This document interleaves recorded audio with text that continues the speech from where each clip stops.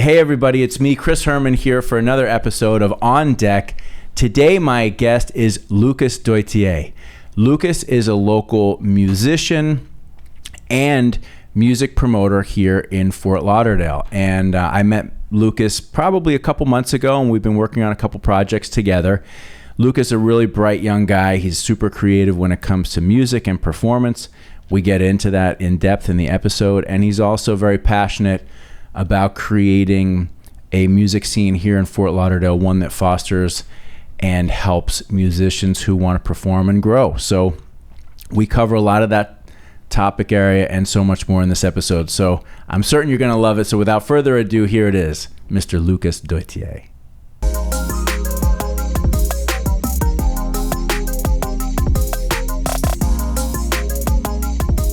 Lucas, I believe that you are our first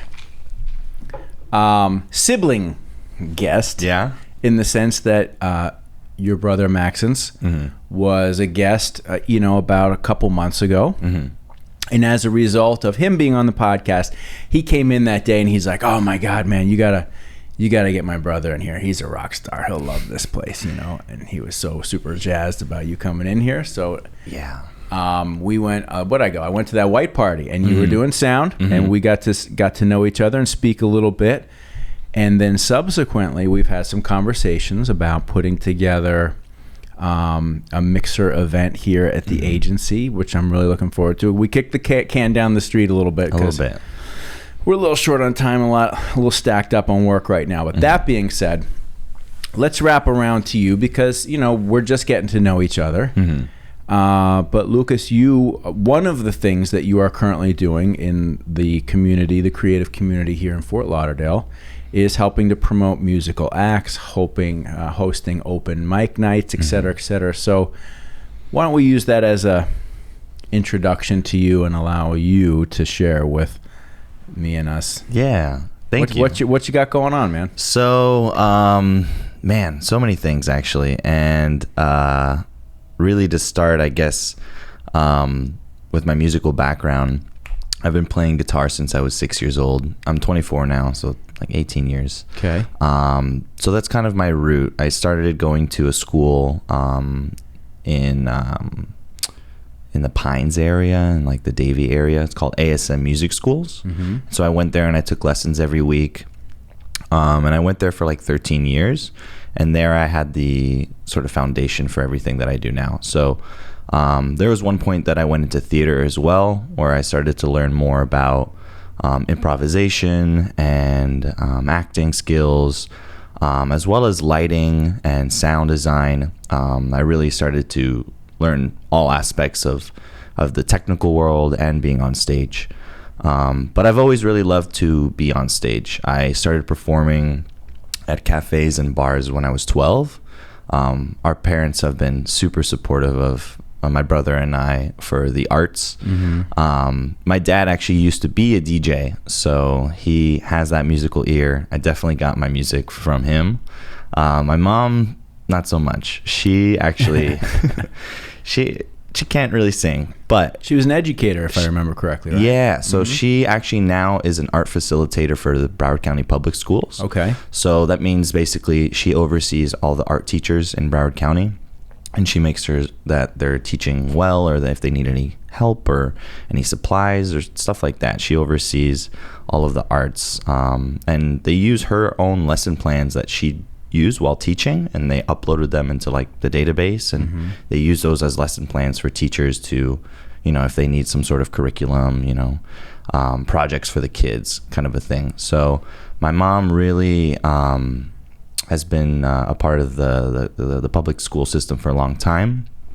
But essentially what you're saying is you're coming from a family with creative roots. Yeah, right? Definitely. We're artsy fartsy. Let's talk about the guitar playing a little bit. What drew you to guitar, and then how did you progress along through the years of your studying it? Yeah. So guitar, I wanted to play ever since I was really little. I don't know what drew me specifically to the guitar. Maybe it was just because it was really cool. My dad always played, cool music when I was growing up. I think I have a pretty decent taste in music. So guitar was always prominent in most music, you know. So I was like, yeah, I want to be a rock star. And when I was 5, I asked Santa for a guitar, but my parents, you know, they read the letter that I sent to Santa, and they were like, okay, you know what, let's try. And they got me a keyboard. I told them, and this is a true story, I told them, I was like, I'm very upset. And I was like, Mom, Santa can't read. I asked for a guitar. Right. And they were like, oh my God, this kid, man. He wants to play the guitar. So the next year they enrolled me in music school, and I was really little, so like holding the guitar was kind of weird, you know. But I learned eventually as I progressed. I have really thick calluses now on my fingers. There was a long time that I didn't want to go to school.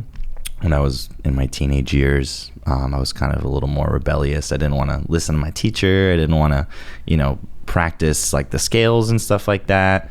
So I kind of just went more into like live music. So like playing just songs that I could sing to people.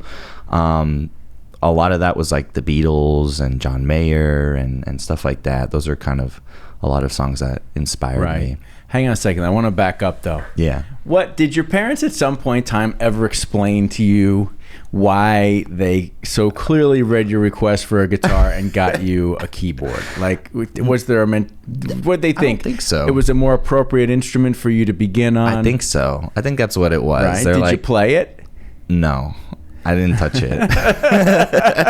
I didn't touch it at all. And now, actually, like when I went back to music in college, and I did take piano lessons and keyboard lessons. And sometimes I think like, man, I wish I did start with the piano, because it's really the foundation for a lot of music, and especially for production, which I didn't know at the time, but yeah, no, without a doubt. I mean, even if you venture into other instruments, certainly starting your musical journey with a foundation in piano, just understanding chord structures and modes and scales and how it all, because you can, if you have that understanding on the keyboard, you can transpose that understanding to the guitar, and vice versa. Like, I've always tinkered around on the piano, but as I've learned more about guitar, then I come back to the piano. I'm like, okay, all right, here's a C major chord, the C minor, and you can start teaching yourself backwards, but that foundation on the piano is so strong. But I just can't help but get a laugh and then remember my own thing. Like, okay, first off, getting it when you want a guitar and getting a piano, that they might as well given you a fucking oboe. Be like, oh, great. Oh, there's Tony. There's Tony. There she is. Hey, man. So. You might as well just that had to be such a bummer. It reminds me when I was in like grade school and band, like you could sign up for band, right? Yeah. Now, I wanted to be in band. I didn't know what I wanted to play. Like, I really didn't want to play, but I chose saxophone. That's right? a great instrument. I was like, all right, saxophone. I'll learn saxophone. And everybody's going to like the music store to get their new saxophone for band, right? And my mom's like, I think your Uncle Peter has a saxophone, right? Which he did. Man, I mean, no offense, Uncle Peter. That thing looked like it had been sitting in the attic for 100 years and like kicked off the backside of a truck. So I opened this thing up and it was just like, it just smelled old and musty. It looked shitty. I immediately did not want to play saxophone anymore, just because I was like, what am I supposed to do with this old junker? I guess if I had really wanted to play sax bad enough, I'd have found a way, because concurrently, when I finally got my first acoustic guitar, which was a hand-me-down from my dad, I didn't care how good or bad it didn't matter. Like, I was playing that guitar. Yeah, definitely. Guitar is, we have that connection too. I know you've got so many beautiful guitars, man. Thank you. There's something so cool about the guitar and the sound and things you can do with it. And yeah, the more you learn, the more it translates into other instruments and stuff. And that's something I really tried to do, was expand my knowledge and not just kind of niche myself into the guitar. I can play drums, I can play the keyboard. I've picked up the ukulele and the bass, and I've actually played in middle school band. I played the bass clarinet. That's what I played. Oh yeah. Yeah, I picked a weird instrument. I was like, I want to play something that no one else is playing, because I know that I'm a decent musician so that I'll just do my stuff and no one will bother me. That was kind of my thought process. I was just like... Did you get a lot of fans with the bass clarinet? Heck no. Right? And a lot of people lining up for your autograph. It was the worst rehearsal. actual instrument, man. It was the biggest, bulkiest case to bring around. I remember bringing it home on the bus, and it was the worst. Like, it was just terrible. I was this little kid with this big-ass box, like, man, why did I pick this? Oh, you know? man. Like, did you get some shit for it? not really. No, not really. Okay. You mean, like from my parents? Or? No. Just like being the kid schlepping this awkward case on the bus. Oh, and you're yeah. Yeah, I wasn't the most popular Right? kid. Yeah. If Nice you're in tuba. It's a bass clarinet. Fucking tuba player. Yeah, oh man. Yeah. Band kids in general were never the most popular kids. No, Like, not the head of the line on the cool factor, but Yeah. you know what? The skills you learn there, yeah, no, those are lifetime skills. Yeah, right? You're in for the long distance, even though you get made fun of in the short distance. Right. Yeah. Did you, like, when you were going through guitar training, teaching, school, education, I mean, this was like 13 consistent years of constant lessons. Yeah, I went every week. Dude, I can't wait. We got to get you here and get you to play. I want to hear. Yeah, man. All right. We could put jam after this, but I would love, but you've got your thing tonight, don't you? I do have an open Wednesday's mic. like our rehearsal night, unless we started like super early. That's true.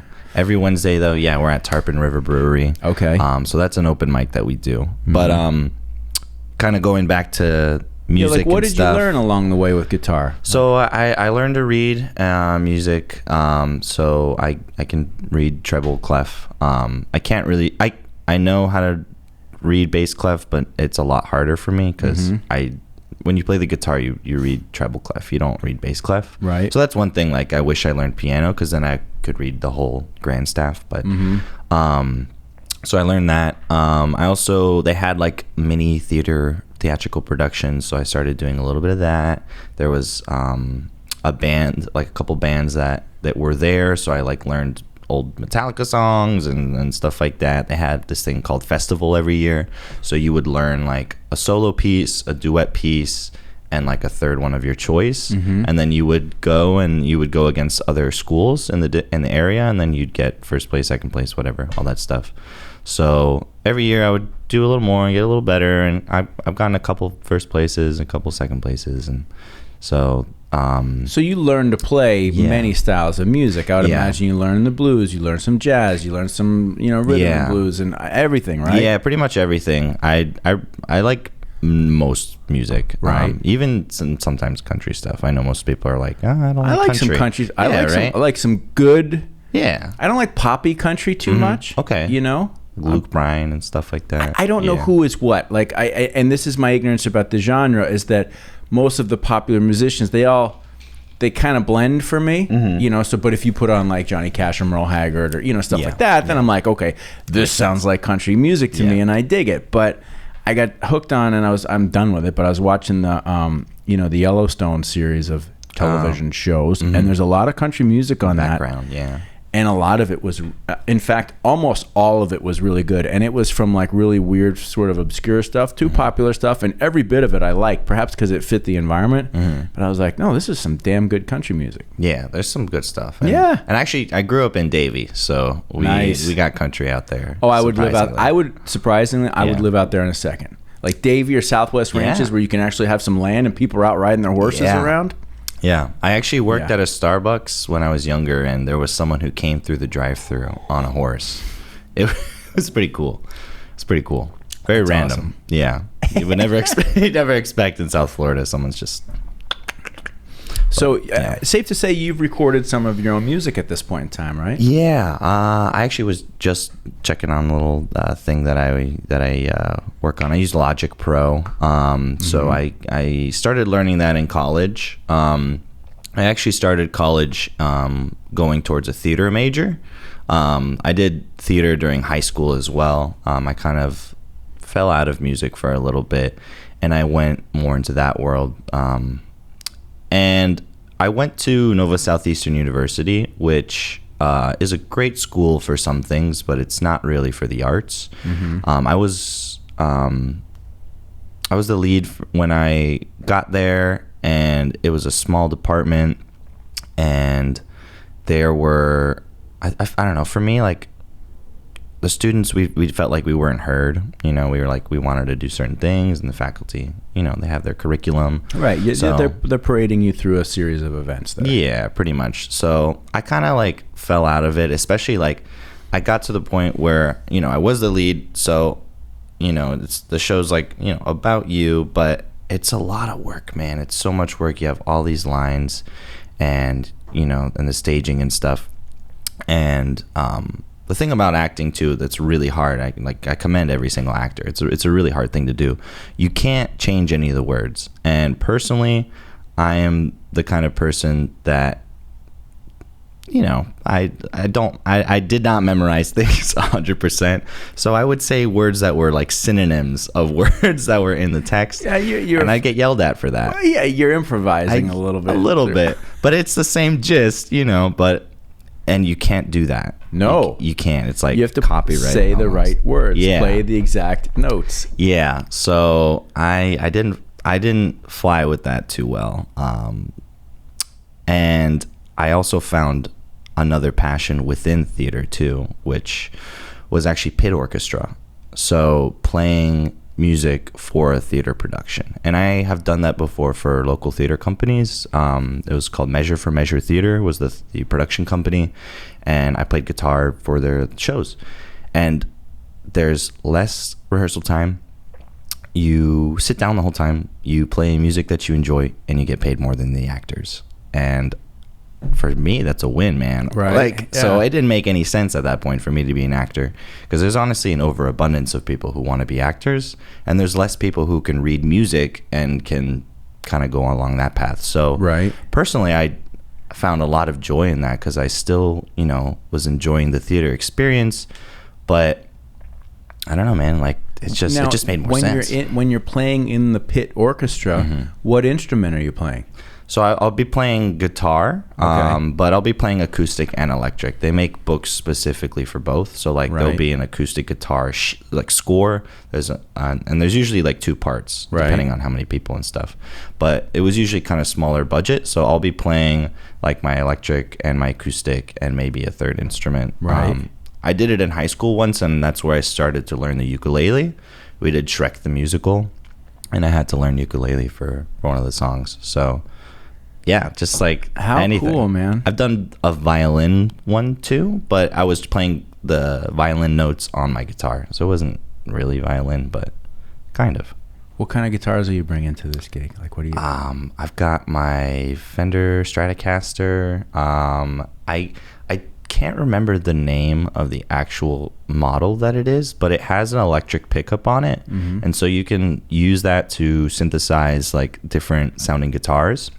You can also make the tuning change on the Strat. On the Strat. Oh, so it's got a MIDI pickup. Yeah, that you can. I'll have to bring it in. Honestly, it's really cool, and people always ask me about it, and I don't remember what it's called, but it's really cool, and I got it a long time ago. So, but you can make it sound like a 12-string, a humbucker, like because it'll pick up every string. You can change tunings. You can send it into synth programs and stuff like that. Kind of like I'll have to show you. It's really cool. Okay, all right, cool. So that, and then I have I have a Fender acoustic guitar as well, that I use. So that's kind of what I've been doing. I picked up the bass as well, and that's really fun. I've got like a 5-string bass that I mess around with, but I use that for production mainly. Right. But yeah, those kinds of things. All right. Well, you got the job.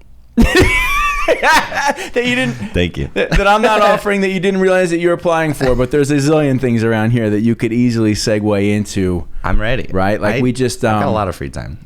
Patrick, my friend from down in Miami, he helped us set up our live stage, recording off the stage. We gave it a test run on Monday night. Sweet.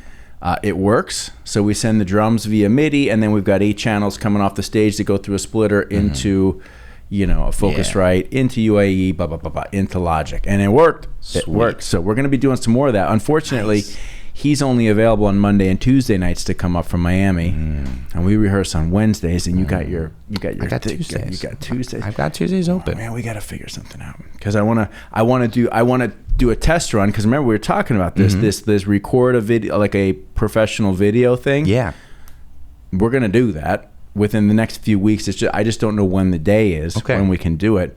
But I'll bring one or two cameramen in. We'll shoot the band. And if we could do it on a Monday or Tuesday, I'll use Patrick. If we can't do it then maybe we can slip you into this role and teach you how. You'll know how to do it, right? Yeah. Anyway, I'm fired up about it. I'm fired up too, man. This is awesome. Because that's one of the things that we want to be able to present when we do our networking thing. That would, definitely a example product. So you've learned all this stuff about music, right? I mean, and you're involved, from theater to orchestra to learning how to read, play guitar, performing your own stuff, performing covers. It's a very abundant catalog of knowledge at a very young age at this point in time, and now you're starting to go out into the community and put stuff on, right? Yeah, I had this kind of goal when I was in college. Growing up here, I found that there wasn't a lot of a music community here, and maybe that was just because of my age and I didn't really know, but I hear it from people all the time that the arts down here, like, it's really lacking, and that comes from all perspectives, honestly, even from the theater perspective all the way down to a comedian or a musician. All of us in the arts, painters as well. The community down here is, I don't know, it's really weird. It's lacking. It's there's not as much opportunity for people who are just beginning. There's a lot of spots for people who are already, having a long catalog of experience and can, whip up all these things. So I wanted to change that coming out of college. I wanted to build something specifically for music, but a community for people who want to share their talents, who want to grow, who want to network, who want to, build something bigger than themselves, because there's really not a lot down here that I have found. Right. So that's kind of where the idea started, and I'm kind of figuring it out as I go. But a little more than 3 years ago, I started going to an open mic called the Riverside Mic in Plantation. And it's at the Riverside Market every Monday. I started working with two individuals who were actually a comedian and musician pair, just like I am now with Tony. Okay. And their name is Blake Woodrow and Ricky Gonzalez. They're both awesome people. I met them back in college, and they invited me to this open mic. I started going as just a performer, and that's really where I first started sharing my own music as well. I'm the kind of person that's hypercritical of themselves, so I keep on working. Sure. I think I need to keep on adjusting. It's not perfect, Yeah, and what we all fail to realize is 99% of the people watching and listening don't notice all the details, right? They either like it or they don't. Yeah, and you might be thinking you're doing terrible, and they're like, this is amazing. Yeah, definitely. It's kind of stepping out of your own way, right? Yeah, and I had to learn that, and sometimes I still have to remind myself that just do it. Just do it. There's no reason to not do it. So that's kind of where I started, and eventually the people who were running the open mic were sort of falling off a little bit, and then COVID came, and there's a lot of confusion and stuff. So I was passed the torch. So I purchased all their equipment, and then I kept the show going every Monday. Right. So we're still there every Monday. Okay. A little more than 3 years now. And we've expanded into more projects. So far within the first year, we're actually now like a year and a month old. We've done album release parties, art gallery openings, open mics, markets, which is like planning local vendors, food trucks, and entertainment, as well as like the production for all that stuff and planning that, and showcases, which is where we produce shows at local venues, and we book the talent, we pay them for their time to the best of our ability, and we try and give a platform to people who are just starting or who are already going but just want to share what they have and I love it, meet man. new people. So I love it. Yeah. And that's what we're going to do, collectively here. Yeah. Which I'm very much looking forward to. I'm curious to get your thoughts. This whole concept of the South Florida art community is, maybe not what it could be, or particularly the music community. And what I found a few things. I would say that the South Florida art community, in terms of like painting and murals and stuff, that's exploded, particularly like out of Miami and stuff like that. Yeah. I feel like there's a lot of that. I don't know if there's fine painting. I don't know anything about that. I can't say much for theater. What I can say about music is this. I have agreed. Like, South Florida, and listen, I mean, I'm older, so like I'm a rock guy, right? But I like all kinds of music. I mean, I would go out and see anything, right? If I had the time, I'd love to see jazz. I'd love to see, blues. I'd go see country. I mean, I'd go see anything, right? But I haven't really prioritized it just because business and family and what have you. But I certainly would love to see like a really cool music scene. And the few things that I've found over the years that are influencers of that are the following, and I would be curious to see if you agree. Number one, South Florida, particularly this Miami, Fort Lauderdale area, it's like an international vacation destination, right? Yeah. Like so much of what happens down here supports tourism and people coming from other parts of the world and wanting to go to the beach and have a good time, right? Yeah. And so what is the music that supports that? Well, it's dance music in a lot of cases, right? So there's always been a vibrant club scene when it comes to DJs and EDM and hip hop and all that stuff. So that's like always been there. And it probably always will, because it supports the nature of what I think so many people either are used to in terms of coming here, or B, even the people that live here love. Two, you have this very large, Hispanic, South American, and island influence in the area, and that particular style of music is very evident in Miami and other areas, right?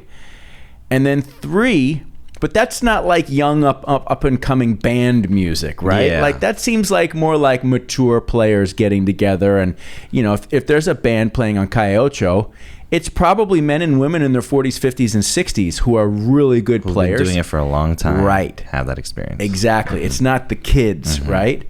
And then you've got national touring acts that many of them, quite frankly, can't afford the trip all the way down here and all the way back up. I've talked to a lot of like smaller and mid-level bands, right?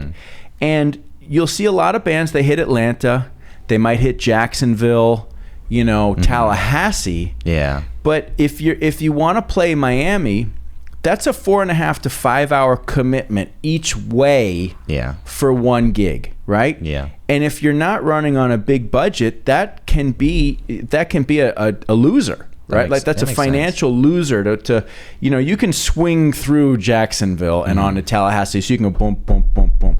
But this, you're kind of like 2 days, maybe 3 days, completely away. And the expense of even just gas and hotel or whatever it takes probably offsets anything that you might earn.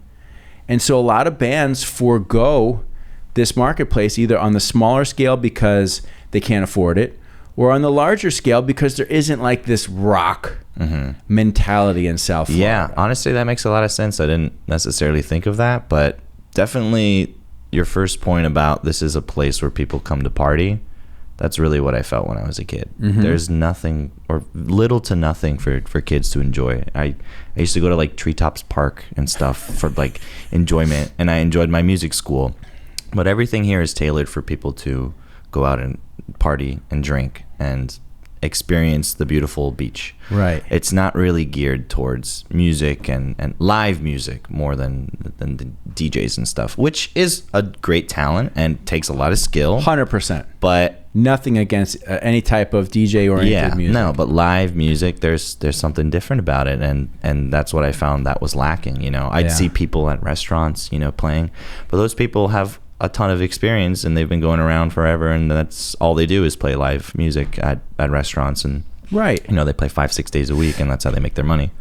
But that's not the band thing. It's not like when you're growing up in the proximity of New York or Chicago or LA or Boston or whatever, where there is a place for every scene, right? Yeah. At least when I was growing up, there was, New York, it was like, all the big bands came through. You had punk rock, you had punk rock, you had metal, you had hip hop. Like you could go see anything that you were into as a kid. It was available in the live format if you wanted to seek it out. Yeah. I definitely felt that was lacking.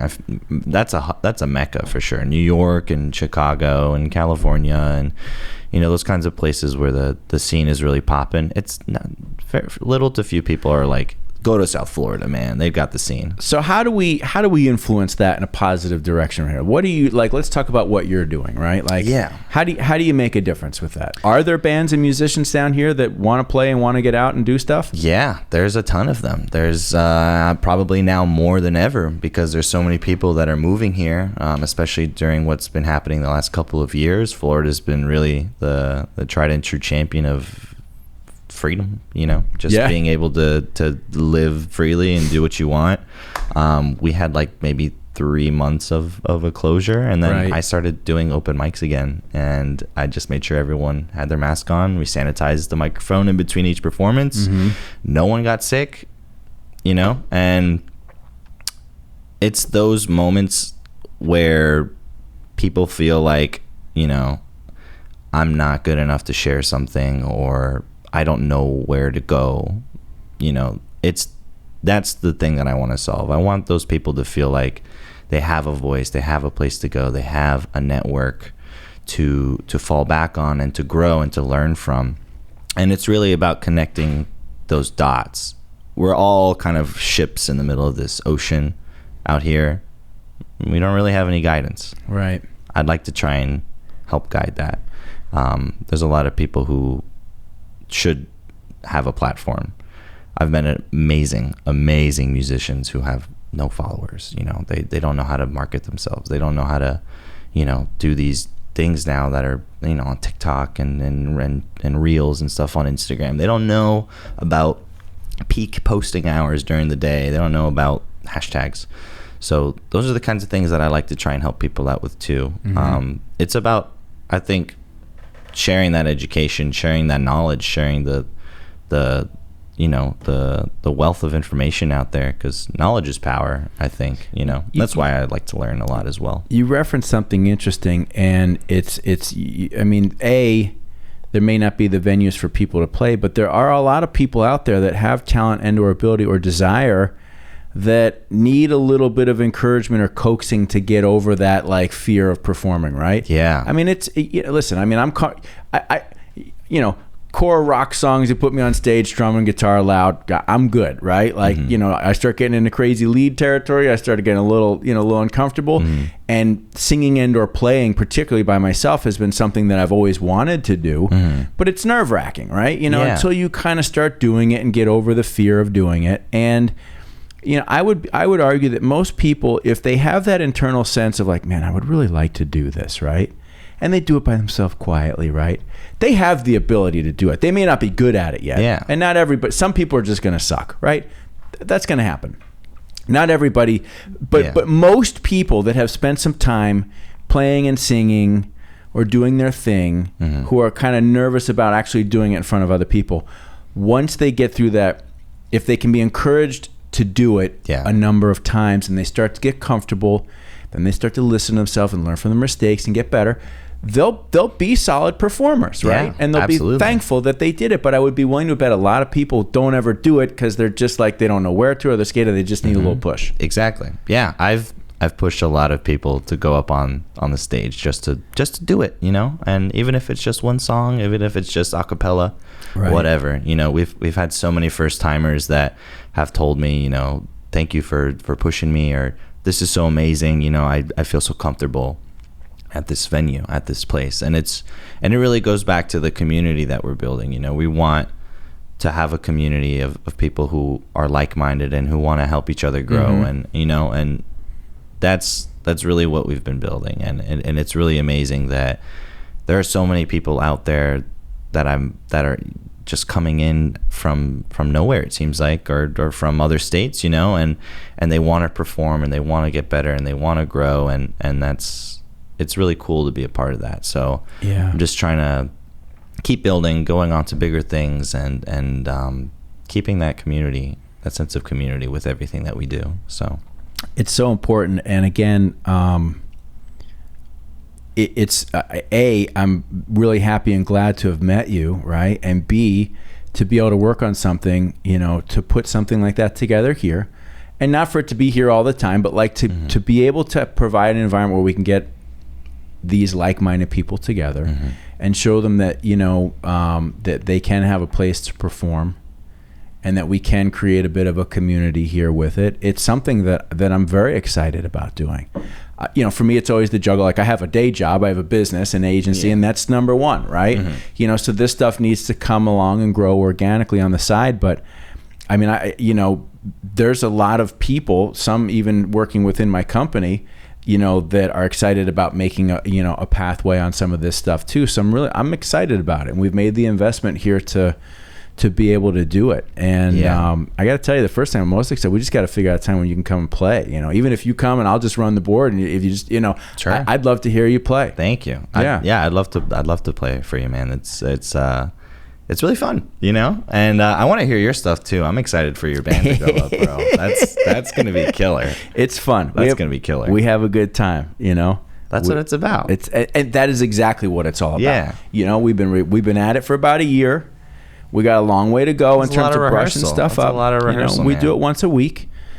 I mean, you know, if I could, you know, financially, you know, didn't really need to worry about too many things. I mean, I'd be happy to rehearse like 4 or 5 times a week, you know, but I'd want to do it in the morning, get up, have coffee, and then get going. I feel like it's a better time. Hours. Yeah. No, we're not young dudes anymore. We don't need to be out like rehearsing from 9 until 1 in the morning. What are you talking about? You know, well, I'm not old. I'm not saying that, but but at the same time, yeah, I'd much rather get up and like, you know, have like a 10 a.m. rehearsal. Okay. That would suit that sounds early to me. My sensibilities, I know. That's great. Where do you hope to take it all, Lucas? You know, I mean, like looking at like, if you were to say, okay, here's where we can start.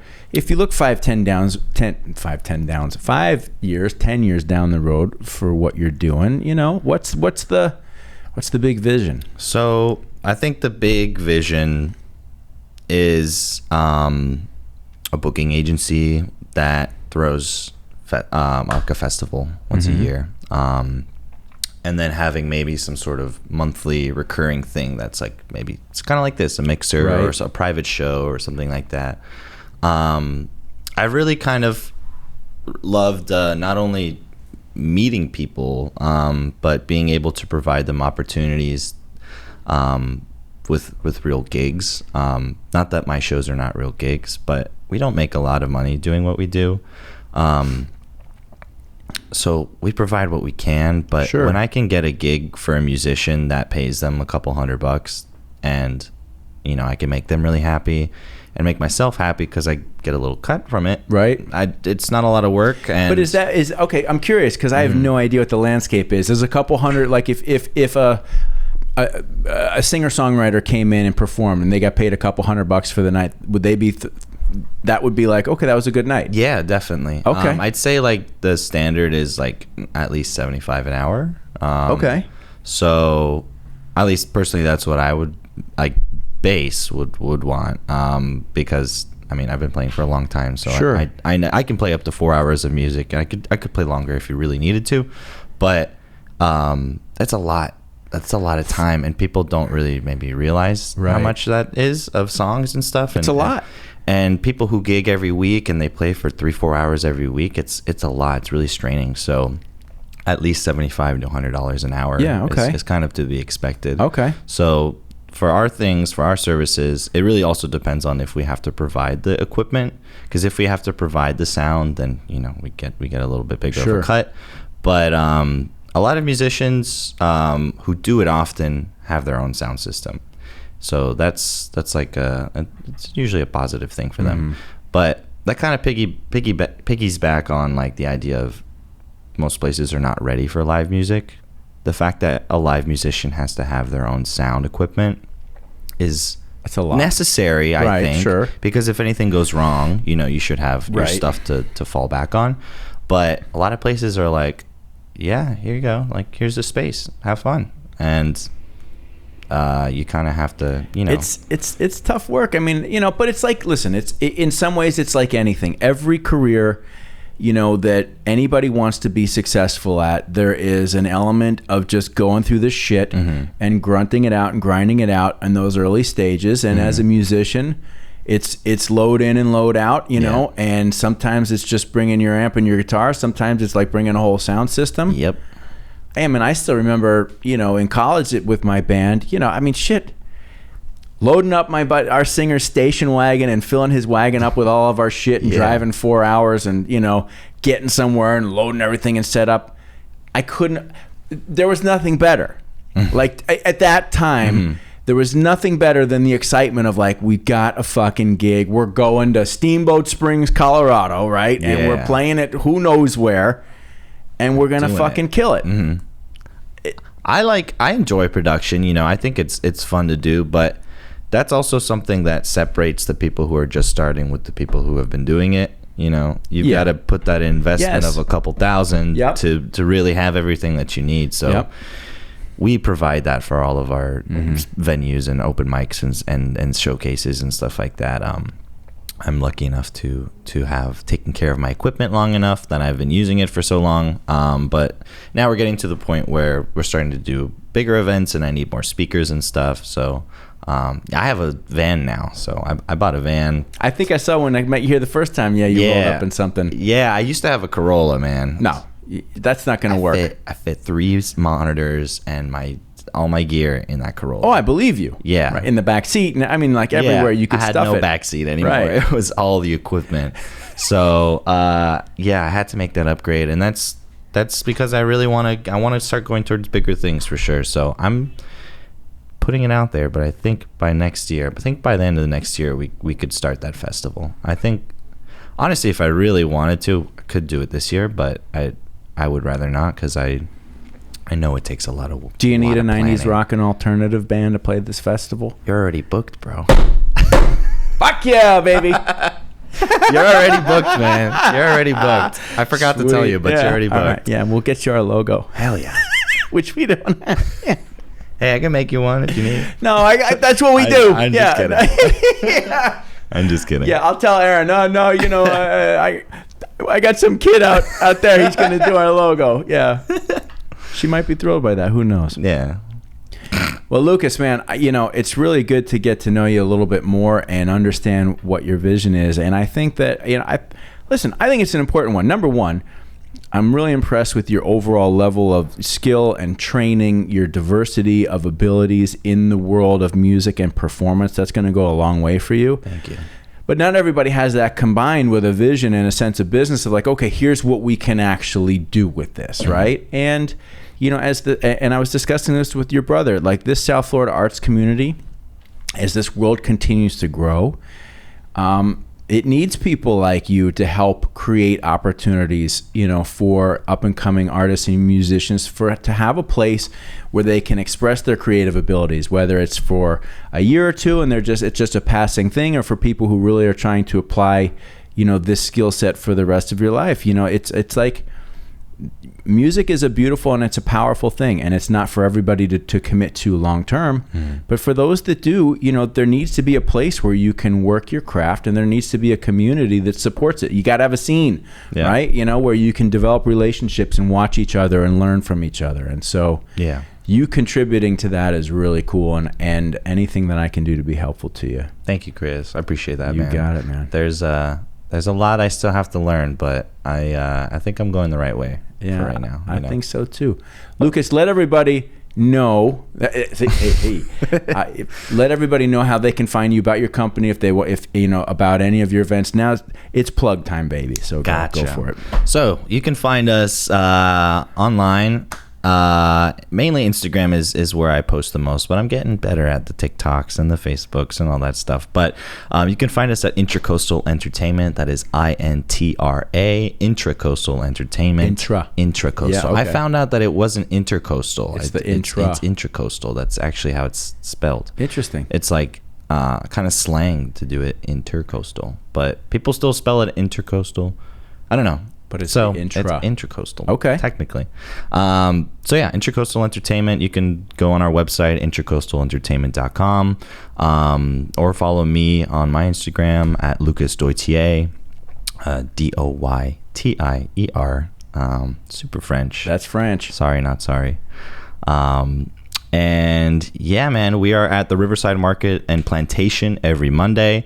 You can come to Tarpon River Brewery every Wednesday. We're at Tarpon from 7 to 10 every Wednesday, and Riverside Market from 7:30 to 11:30. Where's the Tarpon River Brewery? That one is going to be in Fort Lauderdale. It's right on like US 1 and Davie-ish, kind of in that area. It's next to this coffee place called Wells Coffee Company. It's in the Tarpon River kind of little, I forget what it's called, but district. So it's called the TRED District, Tarpon River Entertainment Design District. Oh, it's a thing. Yeah, I actually started a project recently with some people, with the developers in that area, and we're going to be trying to work on like a monthly kind of art walk over there. Okay. But I'm still planning that, so that's in the works. Keep in touch with us. We've got a lot of projects on the way, and like this amazing mixer that's going to be happening hopefully in September. Yeah, no, definitely. September. September is a great month. Because my birthday's coming up too. So is it? In September, yeah, the 24th. So this is happening. You remember? Yeah, right up. September. That's right. Great song. Yes. But yeah, we've got a lot of things coming, and we're only doing bigger things, and we want more people there, and more musicians and live artists and vendors and food trucks and DJs and magicians. Whatever art it is, we want to showcase you. There's a platform for everybody. So, awesome. Yeah. Thank you, Chris, so much for having me. You got me, it, man. Lucas. This was man, awesome. It's been a good time. Yeah. You're welcome anytime, buddy. Thank you. Thanks, Thank man. you. See ya.